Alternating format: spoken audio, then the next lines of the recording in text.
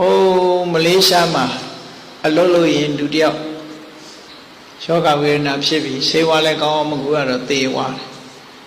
tại vậy tôi tì ra nhà cố này là cả sông toàn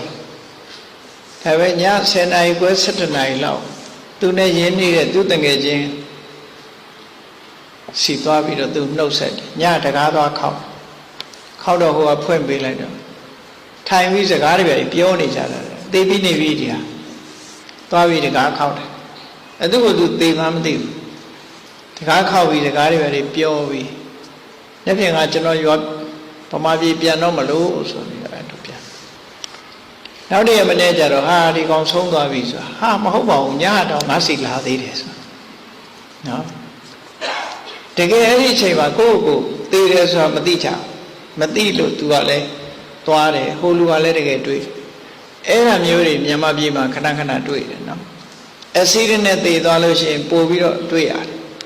ha con nào đến lan đuôi cái gì đấy ngã đầu lan khó toa gì đấy này rồi ấy đuôi tê này bị không mà đâu tôi đâuလူတွေကတော့ပြောကြတယ်ပေါ့ဝိညာဉ်တို့ဘာလို့ဘာမှမဟုတ်ဘူးပြိတ္တာဖြစ်သွားတာအဲ့ဒါနော်ပြိတ္တာချက်ချင်းကြီးဖြစ်သွားရင် तू ကသူ့ဘဝ तू မသိနိုင်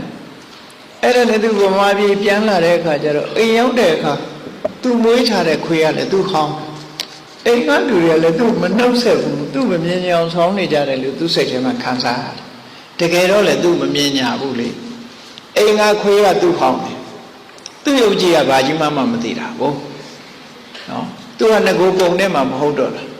လူဘဝဟာဘဝပြောင်းသွားပြီဆိုရင်ဒီပုံမဟုတ်တော့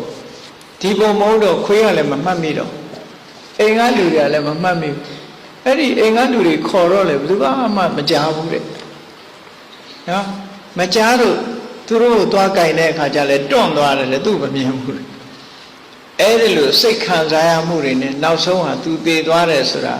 သူ့ကိုယ်သူပြန်တတိပြုမိတဲ့အခါအိမ်ဆောင်တက်ကလည်းအဝင်မခံတော့မှတစ်ပင်လေးတစ်ပင်သွားနေရတယ်ဆိုတဲ့ဇာလန်ရှိနော်